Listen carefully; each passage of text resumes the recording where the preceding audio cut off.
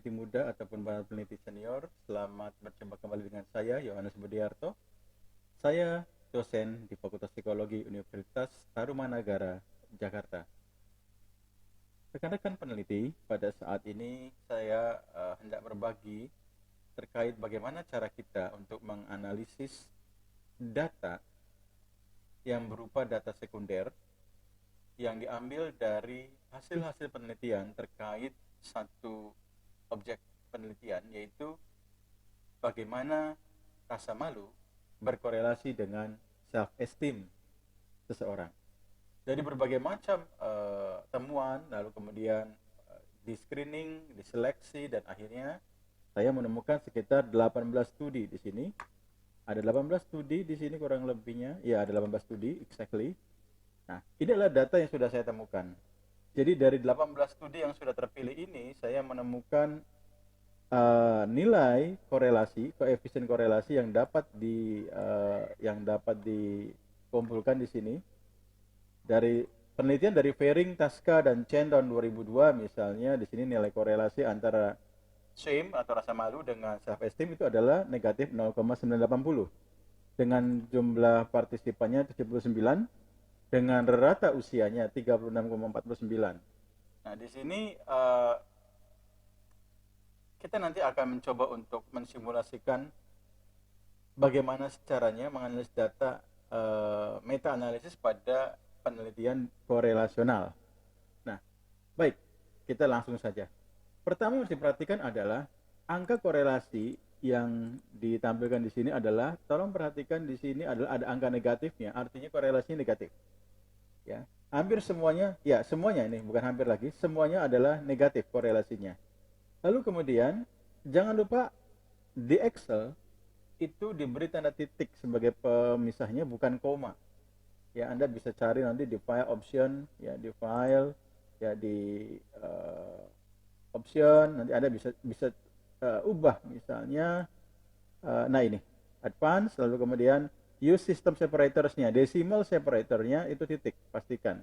Kenapa pakai titik? Karena kita akan menggunakan analisis yang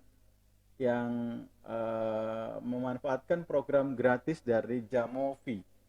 Jadi asumsikan, nah ini Jamovi, saya klik ya. Asumsikan bahwa teman-teman sudah menginstal ya Jamovi-nya. Jadi nanti akan kita lihat ya, akan kita lihat. Ini Jamovi-nya ketika udah diklik ya, akan seperti ini. Bisa dilihat ya semuanya. Oke. Nah, dari sini kita lihat, coba kita lihat di sini. Di sini ada kolom yang namanya A, kita bisa klik 2 kali. Nah, nanti akan keluar di deskripsi di sini yang harus diisi. Data variabel misalnya kita beri nama studi ya. Studi itu artinya studi dari siapa ya.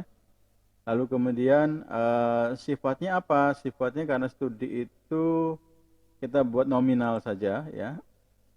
Kita integer di sini, kita biarkan data type-nya integral, biarkan saja ya. Lalu kemudian yang B, kalau kita lihat data di sini sesuai dengan di sini adalah korelasi. Nah, kita masukkan di sini adalah korelasi. Nah, tentunya di sini adalah data korelasi antara rasa malu atau shame dengan self esteem. Nah, ini adalah continuous sifatnya ya. Lalu yang C, kita klik 2 kali lagi di sini, akan kita ubah menjadi N, itu adalah mungkin ya jumlah sampel ya, jumlah sampel. Nah, kita di sini continuous, kita pilih continuous, lalu kemudian kita mau ditambahkan misalnya rata usia. Rata usianya kita tambah new data variable ya, kita klik di sini adalah rata usia atau minnya ya, kita continuous dan sifatnya ternyata desimal ya, nanti usia itu sifatnya desimal, kita ubah menjadi desimal. Nah, kita copy paste saja dari data Excel ini, kita coba lihat di sini ya, kita Ctrl C, semoga mau, kita cek dulu studi di sini. Oke.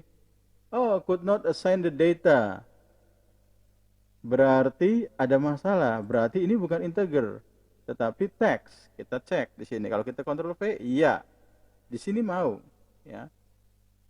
Bentuknya adalah teks. Oke, baik.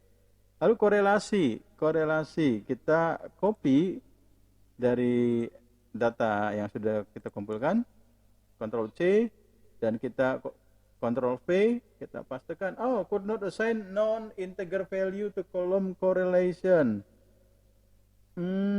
Berarti ada problem di mana di sini? Coba kita cek lagi sebentar. Oke, kita copy, kita masukkan ke sini. Oh, maaf. Ini adalah desimal. Iya, desimal. Maaf. Iya, ini desimal ya. Oh, ternyata datanya salah ini.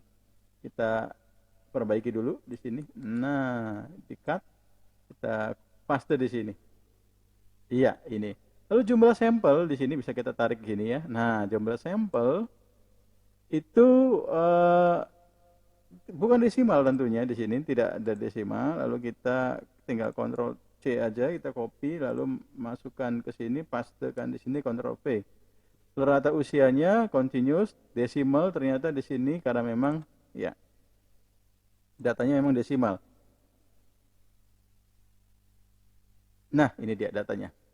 Nah, rekan-rekan tolong perhatikan di sini bahwa dalam kita membuat rangkuman summary study dari data yang akan kita analisis, tolong perhatikan bahwa ada baiknya kalau teman-teman rekan-rekan peneliti semuanya membuat urut sesuai alfabet dari nama-nama peneliti. Jadi dari F, G sampai akhirnya saya ketemu adalah X, Y, Z. Oh, ini maaf, ini harusnya pindah ke sini ya. Zhao pindah ke Yelsma. Jadi Z-nya itu adalah di bawah. Nah, intinya sesuai dengan alfabet. Nanti tolong diubah ya. Tolong diubah. Kita ubah saja di sini. Ya, Yelsmanya ini kita cut, datanya kita taruh di sini. Iya, lalu Z-nya ini ya, kita copy, kita pindahkan ke sini, Zhou Wang, ya, oke. Nah, ini adalah summary study yang memang layak untuk dianalisis. Dalam arti layak adalah ketika kita sudah menentukan studi kualitasnya, ternyata memang mereka itu misalnya memiliki informasi tentang korelasi, lalu kemudian juga ada rata usia, lalu juga informasinya lengkap yang dibutuhkan untuk dilakukan meta-analisis. Nah, rata usia ini untuk apa? Begini, rata usia itu digunakan untuk menjadi variabel yang diduga menjadi penyebab. Jangan-jangan usia ini memoderasi. Nah, hubungan antara rasa malu dan self esteem. Karena seiring usia pasti ada perbedaan ya. Anak kecil dididik untuk rasa malu, maka dia akan sangat sensitif dengan rasa malu. Namun ketika udah mulai remaja, apakah sama rasa malu tersebut? Artinya ada perubahan usia kronologis, apakah sama? Jawabannya belum tentu. Nah, bagaimana ketika dewasa muda, dewasa akhir mungkin. Nah, apakah level dari rasa malu itu berubah ataukah sama? Lalu bagaimana juga dengan self esteem mereka? Nah, tentunya kita menduga bahwa jangan rata usia itu adalah variabel yang bersifat memoderasi. Itu variasi di rata usia ini nanti bisa berdampak pada kualitas hubungan antara shame dan self esteem. Baik, kita lanjutkan saja. Nah, baik. Jadi di sini studi ya, nama studi-studi yang kita rangkum yang sudah dirangkum di sini. Ada 18 studi tadi di sini. Nah, kita lihat di sini nama variasinya ada maksudnya jenis datanya ada koma, ada angka ya, ada juga teks gitu. Jenis datanya apa sih? Jenis datanya adalah nominal dan data type-nya adalah teks. Ya. Data type-nya adalah teks. Nah, lalu bagaimana? Nah, begitu ini data sudah benar semua, Maka begitu kita pilih correlation coefficient, automatically nanti mereka akan analisis langsung. Nah, kita masukin satu persatu ya. Kita butuh data korelasi, maka kita bisa caranya di drag begini atau tinggal diklik lalu diklik ke sini. Iya. Lalu juga studi masuk ke sini.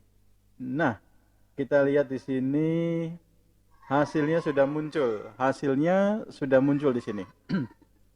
Nah, kita lihat di sini ternyata nilai signifikansinya di bawah 0,001. Ini berarti dia sangat signifikan. 0,000 bahkan di sini kan, kalau di APA kalau kita nilai P-nya itu 0,00, maka yang di report itu adalah P lebih kecil daripada 0,001 ya. Itu cara mereport dalam teks menurut APA. Nah, di sini ternyata estimasi dari hasil meta analisis dari seluruh korelasi koefisien yang sudah diperoleh dari berbagai macam studi tadi, dari 18 studi tadi, ternyata jumlah effect size-nya yang sudah weighted sifatnya itu adalah negatif 0,663. Berarti korelasi atau effect size yang sudah overall effect size-nya itu adalah negatif, artinya tetap sifat dari hubungan antara rasa malu dan rasa esteem itu negatif. Lalu kemudian 0,663 ini ya termasuknya cukup kuat ya. Jadi hubungan antara rasa malu dan self esteem itu cukup kuat. Nah, namun demikian kita harus lihat juga hasil studi yang sudah kita lakukan, analisis yang sudah kita lakukan. Kita lihat di statistik heterogenitasnya di sini. Nah, bicara apakah heterogenitas statistik ini? Kita mau bicara bahwa sebenarnya studi-studi yang tadi, nah yang kita lihat di sini data ini heterogen apa tidak sih? Ketika kita compare studinya Fehring, Gao, Ghost, Green, Leggett, Pasanisi, Pilarska, Reilly, Simmons, Velotti, dan sampai Yasma ini itu heterogen tidak? Ternyata hasil statistiknya menyatakan bahwa signifikansinya itu sangat signifikan, ini artinya heterogen. Atau nilai dari I kuadratnya itu lebih daripada 50%. Sebenarnya ada kriterianya sebenarnya untuk I kuadrat ini untuk mengacu pada heterogenitas studi. Ini sangat heterogen artinya. Ini sangat-sangat heterogen. Itu. Nah, karena kita curiga ini studinya heterogen, maka jangan-jangan faktor apa sih yang menyebabkan studi ini heterogen? Simpulannya adalah tadi yang kita duga bahwa jangan-jangan usia ini memoderasi. Yuk kita lihat analisisnya bagaimana. Kalau kita lihat analisisnya, kalau kita masukkan ya di sini ya, kita masukkan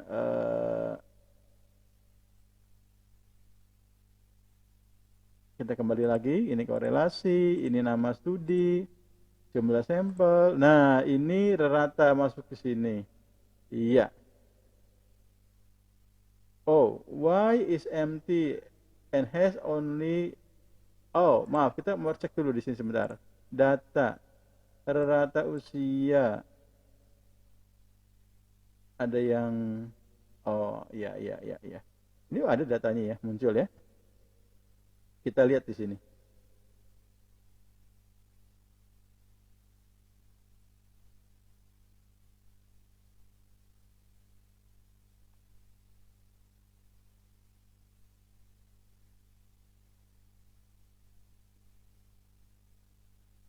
Moderator type-nya continuous moderator. Nah, ya, continuous moderator. Model estimasinya ada restricted maximum likelihood. Ini kita pilih ini saja ya. Kita tidak pilih fixed effect. Kenapa? Karena ini studi korelasi. Studi korelasi tidak mungkin efek size-nya itu bersifat fix atau stabil antara studi satu dengan studi yang lain. Karena studi korelasi adalah studi lapangan. Jadi sangat mungkin ada banyak variasi. Sehingga kita masukkan restricted maximum likelihood model. Oke.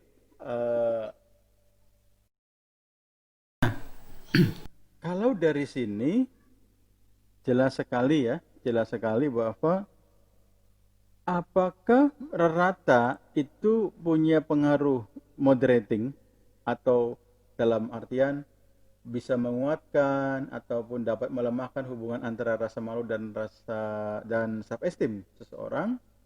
Ternyata kita lihat di sini moderatornya, ya, dia sebagai moderator di sini, ya. Kita lihat nilai signifikansinya. Nah, ini dia.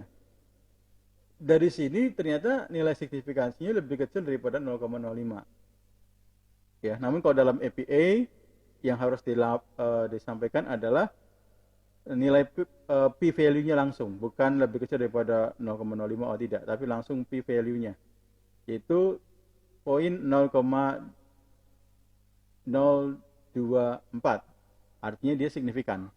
Artinya di sini memang rata usia dari seluruh sampel yang ada di sini yang kita analisis ini usia ini. Ya lihat tuh, ada yang masih anak-anak ternyata. Ya, ada yang dewasa atau remaja akhir mungkin ini, ya. Ini remaja juga. Nah, ini ada yang dewasa. Jadi memang bervariasi usianya, ternyata berdampak ya pada heterogenitas tadi.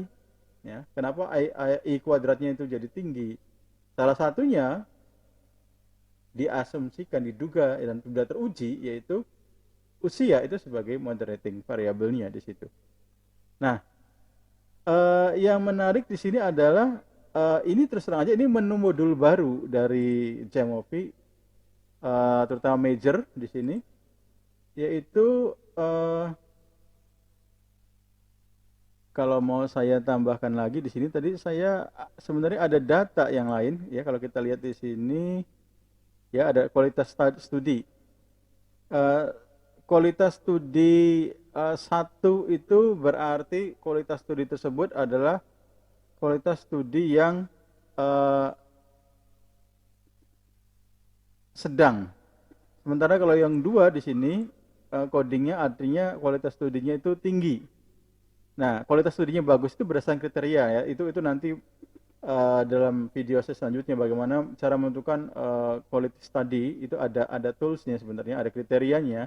Jadi dalam meta analisis itu dalam proses systematic review sebelum melakukan data meta analisis ini, itu pemilihan studinya adalah kita sampai melihat kualitas studinya seperti apa.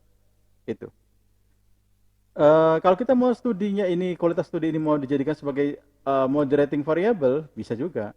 Ya, di Jamovi ternyata setelah saya pelajari ternyata ada yang terbaru, yaitu di sini kalau kita lihat di sini tadi. Nah, moderator type-nya ternyata bisa yang continuous atau yang kategorial. Kalau kategorial 1-2.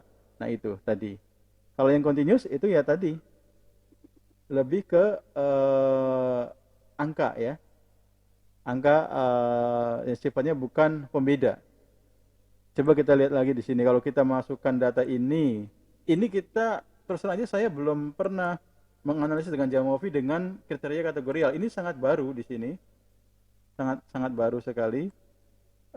Oke, kita Ctrl V, Ctrl paste. E-nya tadi kita adalah kualitas studi ya, kualitas studi. Oke, ininya adalah ya, bukan desimal tentunya, integer, bukan teks juga. Level 1, level 2. Oke. Baik. Kalau kita lihat analisis, kita kembali lagi ke major, correlation coefficient. Kita coba dulu ya, karena saya belum pernah menggunakan Jamovi dengan kategorial. Data ini masih baru, menunya opsi tambahannya masih baru dari Jamovi-nya. Rata usia, bukan rata usia, kualitas studi label ini masuk ke sini. Oke, nah kita lihat di sini kategorial. Ya, muncul. Kalau tadi ternyata rata usia itu signifikan memoderasi, artinya dia sebagai salah satu faktor heterogenitas tadi. Ternyata kalau kualitas tadi, lihat di sini ternyata hasilnya ini moderatornya tidak signifikan. Artinya ketika suatu kualitas studi itu sedang dan baik digabungkan, dianalisis dalam meta analisis, ya, dengan misalnya kode 1 tadi sedang, Fairing Teska itu kualitas studinya sedang, sementara yang 2 ini kode 2 Gaukin, Kian dan Liu itu kualitas studinya ada bagus. Ketika digabungkan, ya, seperti yang lain ini, ternyata dia tidak memoderasi. Itu, tidak memoderasi. Dan ini juga tidak mengubah nilai I kuadratnya. Pastinya tidak akan mengubah banyak hal, pasti tetap heterogen di sini. Baik. Dari sinilah kita bisa melaporkan bahwa moderasinya tadi dari yang usia, lalu moderasi dari kualitas studi, lalu bagaimana ketika tanpa ada moderasi, ya, tanpa ada moderasi seperti ini, misalnya korelasi, ini studi label, ini jumlah sampel. Nah ini tanpa moderasi seperti ini, tanpa analisis terkait meta regresi namanya, meta regression. Tanpa itu ya seperti ini hasilnya, bahwa overall effect size korelasinya itu adalah negatif 0,663 itu. Nah lalu kemudian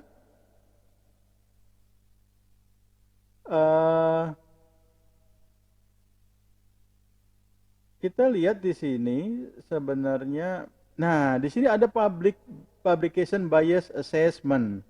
Jadi sebenarnya begini, kita mau melihat juga sebenarnya apakah studi-studi yang dilibatkan dalam meta analisis ini, dalam kajian hubungan antara rasa malu, shame dan self esteem itu benar-benar sudah kajiannya meliputi seluruh studi ataukah belum. Nah, kita bisa lihat di sini, teman-teman, kita lihat di publication bias di sini, bawah sini. Iya.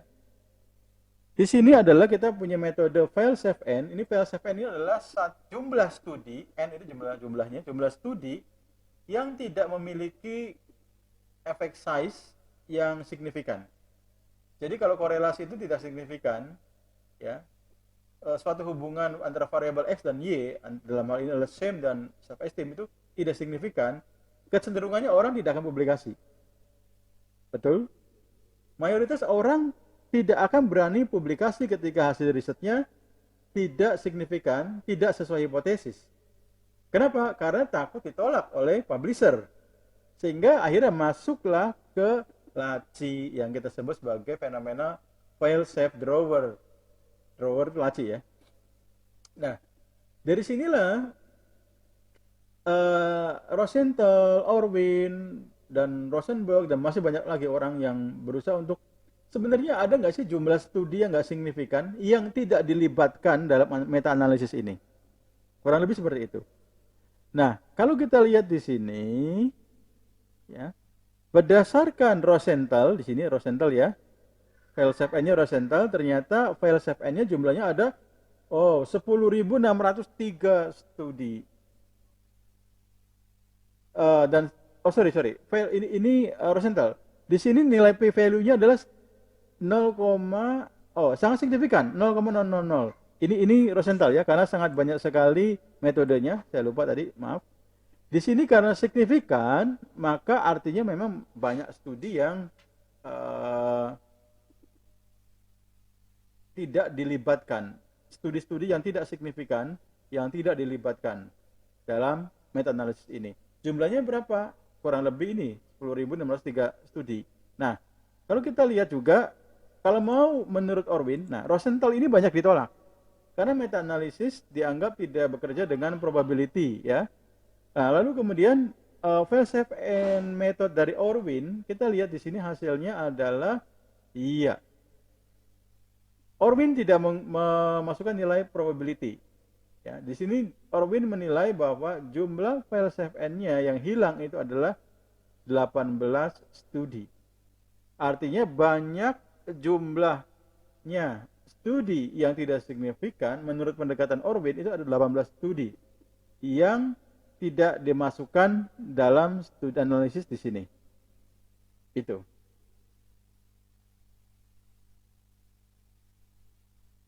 Jadi kurang lebih seperti itulah hasil meta analisisnya yang sudah dilakukan antara hubungan antara shame dan self esteem. Jadi pengujian heterogenitas sudah ada, bias publikasi ada, lalu overall effect size-nya juga ada ya. Tadi yang kita lihat overallnya ini yang paling banyak di apa? Yang paling banyak ditunggu hasilnya adalah ya tadi yang tanpa moderating itu disampaikan terlebih dahulu. Nah ini ya. Inilah kurang lebih ini adalah overall effect size-nya di sini. Itu dia. Demikian yang dapat saya sampaikan ya. Jamovi ini sangat-sangat helpful dalam membantu kita menganalisis meta analisis. Kebetulan tadi ini juga adalah modul yang masih baru yang saya pelajari versi beta 2-nya. Yang pernah saya terinstall dahulu adalah versi beta 1. Nah, versi beta 1 itu masih tadi moderatingnya masih continuous. Nah, sekarang sudah ditambahkan dengan kategori. Nah, data kategori nanti bisa menganalisis subkategori dalam misalnya dalam treatment, intervensi. Ya, biasanya RCT ya, randomized control trial, nanti ada subgrupnya lagi dibandingkan. Nah, itu bisa pakai itu nanti. Itu. Demikian yang dapat saya sampaikan.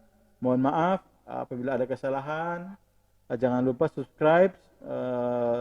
Saya akan coba nanti analisis dengan berbagai macam software lainnya. Semoga bermanfaat. Kiranya kita semua dalam kondisi sehat dan Tuhan memberkati kita senantiasa.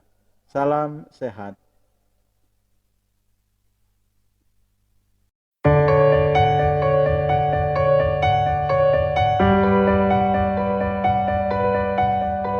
Thank you.